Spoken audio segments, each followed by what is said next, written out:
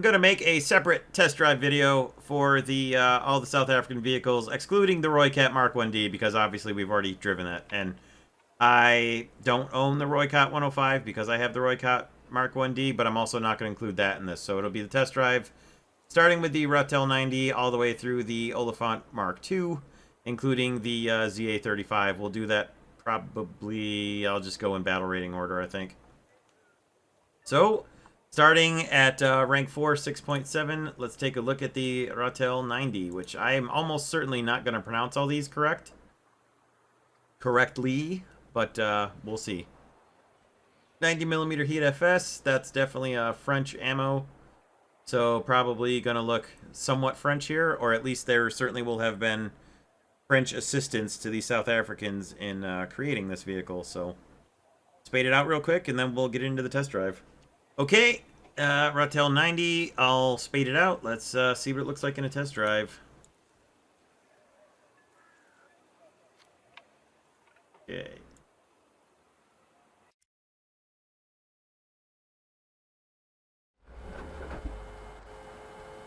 Yeah, that turret looks just a little bit French to me. It also looks tiny. It's like they scaled down a turret. Look how big the vehicle is, too. So this is obviously an IFV, where you would be able to carry troops inside as well as support them with the gun on the vehicle. So definitely some empty space there to have infantry in. Looks like at least 6. Maybe 7. Probably a squad of 6 with a squad leader, maybe a 7th guy. But anyway, yeah, there's the idea behind that. So we got the 90mm French gun. The turret is not entirely quick on the rotation, and I bet it's sufficient for dealing with. That's one hell of a high velocity shot. I did not expect that one to go anywhere near that fast. That's actually pretty impressive for the shot velocity there. Probably not going to do much against the T90, but we'll try it anyway. The zoom is not great, as you would expect. Pretty hilarious hit explosion there, though.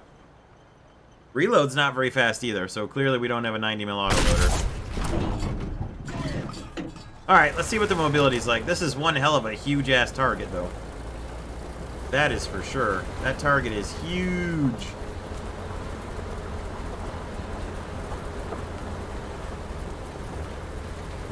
And looking at the turret, you can see why the reload is going to be as slow as it is, because there ain't no room in there at all. There's no room whatsoever. This is not a fast vehicle. This is not going to be extremely pleasant to drive around. The gun's not half bad. The reload is not half good. The mobility is not half good. And the target size is great if you're on the enemy team. This is like, it's not quite as bad as the Class 3P, the TH800, but it's up there.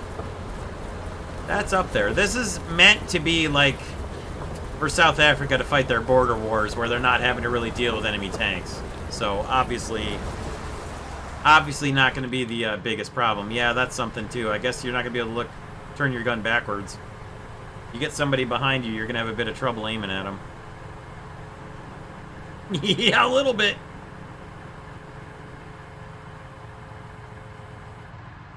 Yeah, don't let somebody get behind you in this thing.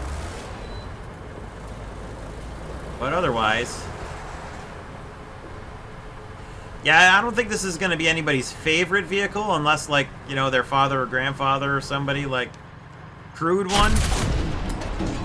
But War Thunder-wise, I don't think this one's going to break any records for popularity once it's added to the game.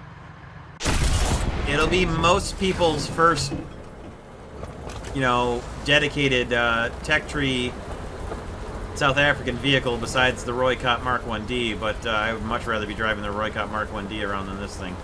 Which, I mean, this is 6.7 and that's 8.3, so of course it's better. But, yikes. That's gonna be something. I don't think it's gonna be anybody's favorite.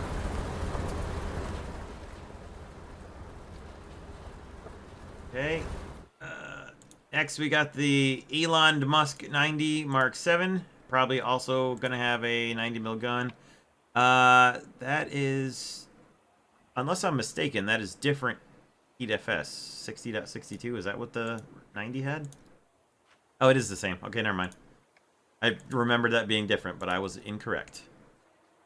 Alright, spade this quick, and then we'll test drive it. Okay, ammo choices are the same. Let's see if maybe it's slightly smaller of a target than the Ratel. It almost has to be.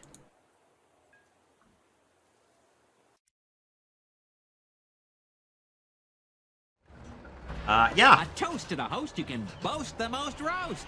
Hey, thank you for the host, Kubik. Alright, so we have got an extremely familiar looking vehicle here, don't we? So, yeah. Desert colored. It looks like somebody accidentally dropped a model into like a tub of paint. Like everything is colored, including the tires. It's either the camo isn't done yet, or they literally painted everything, including the rubber of the tires on this thing. I don't know. This looks awfully familiar, like as if it's an AML 90. But let's see. It'll have scouting, that's for sure. Definitely moves faster, that's for sure.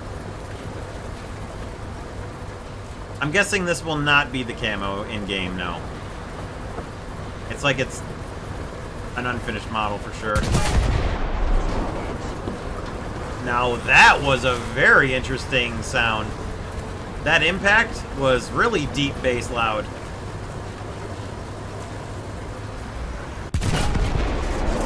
Damn! I have not heard that kind of a thump before. I don't know if that's new for this patch or...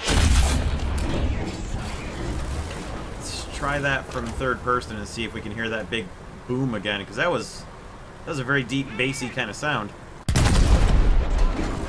Huh.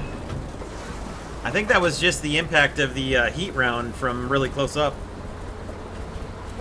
I'm gonna try this again really close here.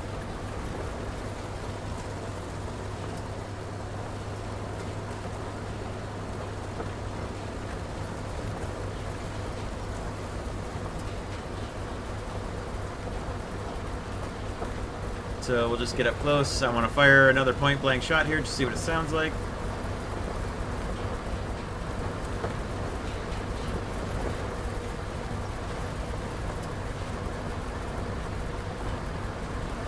Because that was a pretty cool sound, actually. Pretty sure it was just being that close to the explosion of the warhead, but let's see what this sounds like.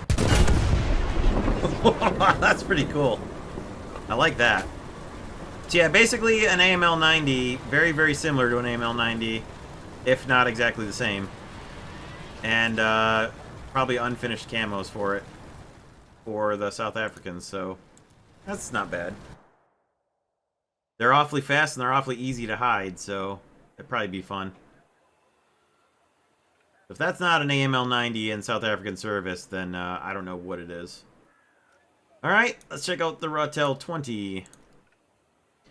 Kind of funny not knowing what these things look like in real life and waiting to see what they look like in game, because there's no icons for them. Alright, we got 20 mil and we got Milan missiles. So this should be a scout car with probably a rapid fire 20 mil cannon. We'll take the M601 belts, because those should be the best anti-vehicle. And then we'll see what the Milan missiles look like. Time for a test drive. There.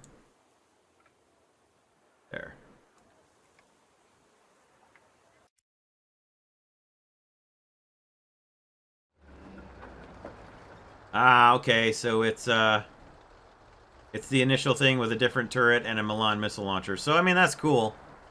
But that's another awfully big turret. You know what? I wonder if you can shoot...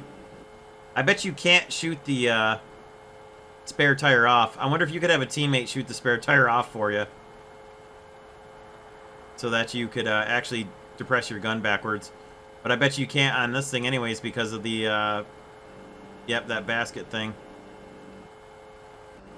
So this should be like the Warrior's gun with a longer barrel, except I think... I can't remember. The Warrior uses 25 or a 30, and this uses a 20. This is not going to be great against stuff like the, you know, a T90, but... Man, that is some rapid fire, though. Hot damn, you are going to shred open-top vehicles with this thing.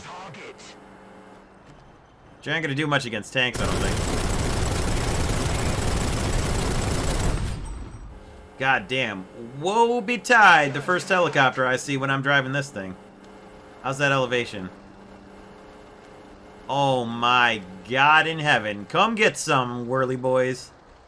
Come get some. There ain't a helicopter within 2 kilometers that's going to survive this thing. Except for the part where the helicopter is going to see this thing from 8 kilometers out and massacre it, but, you know, that's a different story. No thermals, right? No thermals. There's not even infrared on this thing, so God help you if you get a night battle on this turd. Alright, let's punch off the missile and see if we can actually hit this thing. No, heavens no.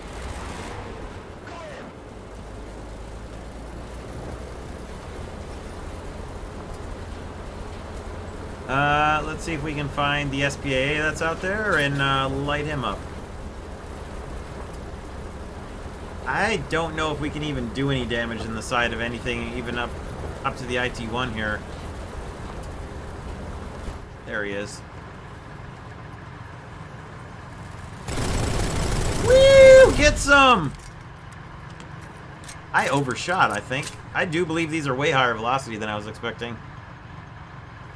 Even for 20 mil. Oh yeah, I was way overshooting. Oh my God.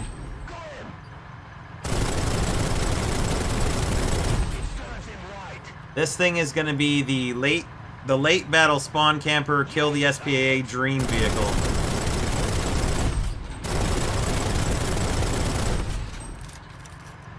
Oh my God. As for you, sir. Yeah, this vehicle's gonna have some interesting moments. I think it's gonna die a lot. But it'll be an excellent track and barrel torture machine. Definitely gonna be able to take out people's cannon barrels with it. That's gonna be an interesting one. Alright, so then we'll get to the one SPAA that they're adding for South Africa, the ZA-35, which should be a Gepard turret on top of probably a Rooikat chassis. So we'll spade that out quick and then we'll test drive it. Alright, test drive coming up. Let's see what this baby looks like. Pretty sure... Yup, oh my God, look at the radar. The radar doesn't fold up yet. Alright, so obviously that's the radar that will fold upwards, but it's not doing anything yet. It's not even modeled, because you can see there's no radar indicator on the right side or the left side above the vehicle damage indicator. So I guess let's see what the speed is like, because it is it's just a Rooikat with a different turret, which is fine. The Rooikat's pretty fast, relatively speaking, as far as wheelie boys go in this game. So we got a jet somewhere. Heard it go by. There it is.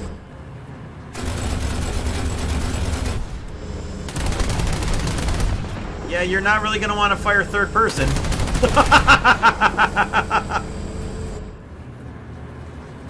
First person, though. First person's not too bad, actually.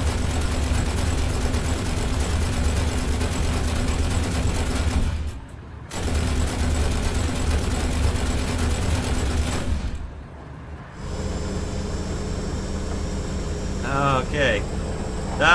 This should be pretty good. I mean, Britain getting a fast vehicle with rapid-fire tank destroyer capable cannons like this, as well as a rapid SPAA to go higher battle ratings than the Falcon, should be just what the doctor ordered.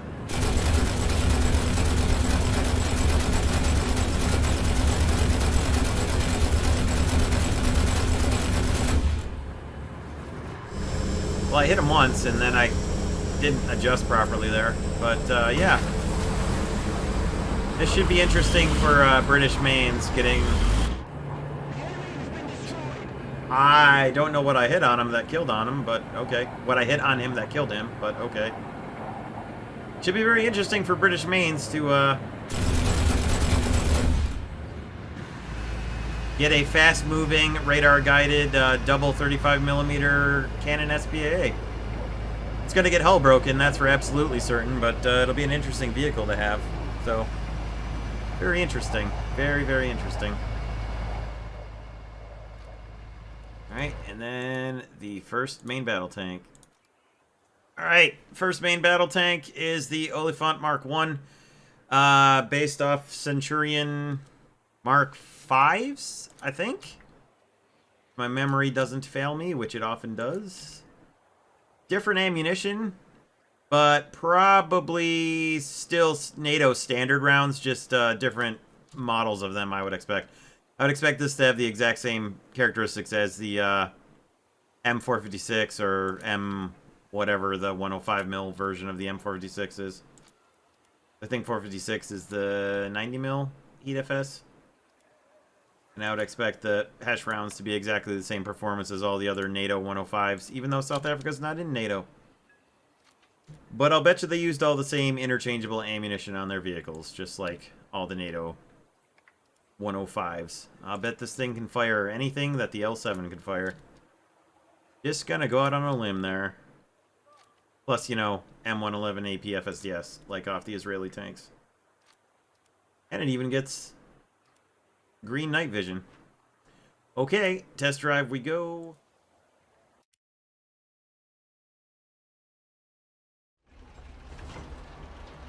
Oh, the back of the turret is different.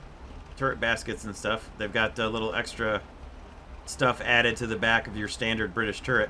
Yeah, so it's all the same color. Maybe these South African vehicles are going to have this as their standard basic paint color. But it seems like it's probably not fully modeled or painted or done rendering yet. Maybe this one is.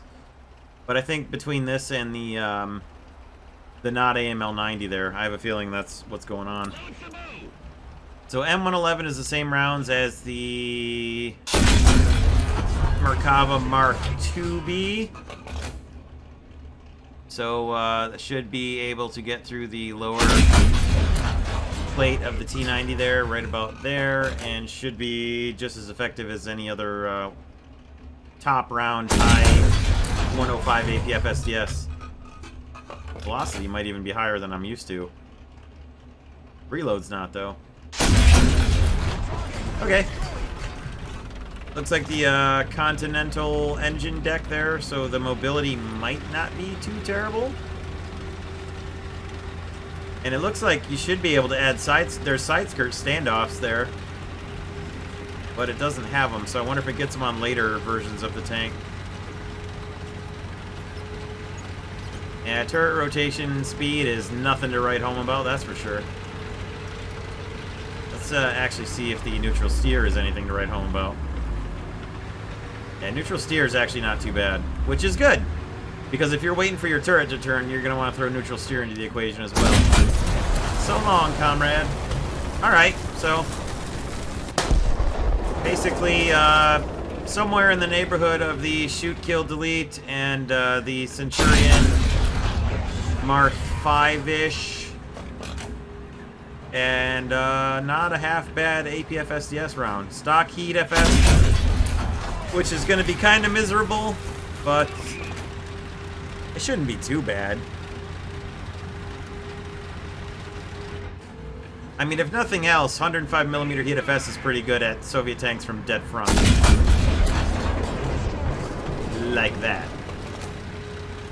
So it should be okay. Not too bad. I mean, an additional Centurion with good ammunition isn't something too bad for the British tree to get.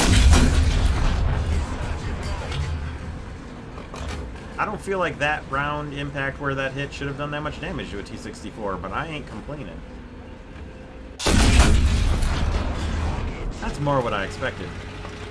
Alright, so the speed is absolutely Centurion standard. 21 to 22 miles an hour. Nothing to write home about there, but at least it's not slower than any other Centurion. ZT3A2. He said this was bugged. Bugged how? Okay, it's bugged, but how? Oh, that's how.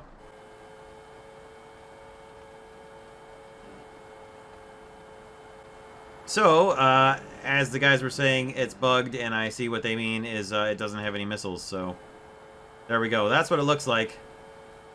Rooikat MTTD. I wonder what MTTD stands for. Something tank destroyer, I'm going to go out on a limb and guess.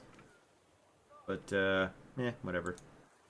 Okay, so at 9.3, we've got the Rooikat MTTD, which has a 105mm GT7 cannon. Let's see, what does this have? A 105mm GT7 cannon. So potentially a slight tech tree replacement for the Rooikat 105, except this is 9.3 and that's 8.7. So unless the difference is this is just premium and that's why it's 8.7 and that's 9.3, we'll have to see if this is better somehow. Comparison in speed. No, there's no difference there. Engine power is exactly the same. I'm willing to bet that this is a 105 with just not being premium. But we'll check that out and see. Alright, test drive for the Rooikat MTTD coming up. Okay, Rooikat MTTD. Alright, so it's not quite the Rooikat 105. That's a very different turret, for sure. So, okay. I think we know that MTTD now stands for Meme Turret Tank Destroyer. That's kind of funny. So it's not quite the Rooikat 105. Let's see how the 105 DFS does. As expected, not going to do much. And DM23 should be significantly better at taking out enemy tanks from the front. And there we go. Let's see what kind of mobility it has and take a look at the X-ray a little bit. It's a pretty decent amount of ammunition. That's an awful lot in the back of the turret. And I bet that's all the first stage ammo. I bet you could probably get rid of those ammo racks in the shoulders there and probably be okay. 3 crew members. Be pretty easy to get a crew kill on this thing from just about any angle. But it will be equally easy to just hit it in the back of the turret and detonate the ammo. So, especially since if you can aim from the front, you're going to be able to get a penetrating shot right back to that ammo storage there. So, again, this is a vehicle that's not meant to be fighting enemy tanks per se for the bush wars in Africa in the 60s and 70s and 80s. Enemy tanks wouldn't have really been a problem, so. Mobility-wise, as far as being a wheeled vehicle, you'll just have to deal with the usual wheeled vehicle problems of War Thunder. And other than that, it's interesting. It's an interesting one for sure. That'll be interesting to see in real life server. What else we got? That's it. Olifant Mk.2 coming up. Okay. All right, for the Olifant Mk.2, oh, we get up to DM63 and M111s and M456, so not too bad. We'll spade this one out and we'll test drive this one too, so we can see what ultimately we're up for when we finally unlock the Olifant Mk.2. All right, test drive coming up for the Olifant Mk.2.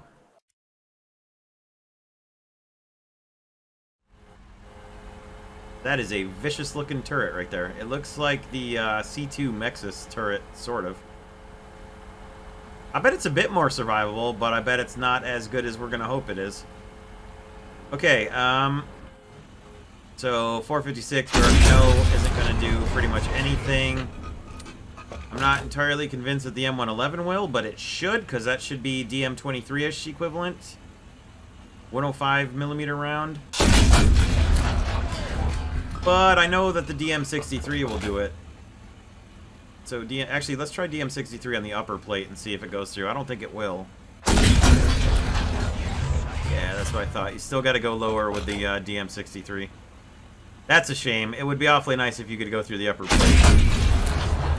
Still goes through the lower like nobody's business, though.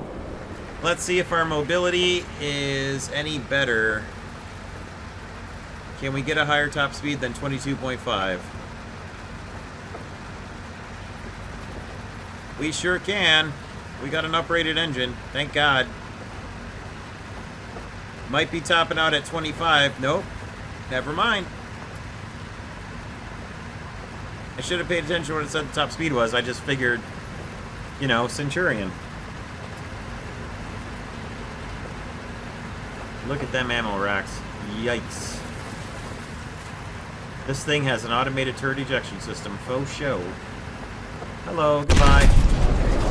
Speaking of turret ejection systems. Alright, this should be a pretty interesting vehicle. Let's see, how do we look for... Thermals don't look too bad. There's just not a lot of zoom. They're not the highest gen thermals you could get. And the commander also gets them, so that's also nice. So there you go, Britain. A slightly more mobile top-tier MBT for you. It's not going to be anywhere near as powerful of a gun as the Challenger 2s. But for the same battle rating as the Vickers MBT, or the Vickers Mark 7, I think this will be pretty good, actually. 9.7? This doesn't seem too bad. You might actually survive the occasional hit on the front and front edges of the turret there, but it's probably just composite ammo that, or armor that the DM42 rounds are just going to go right through like it's not even there.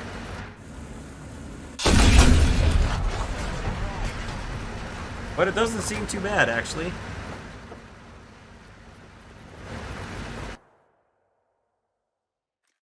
And there you have it.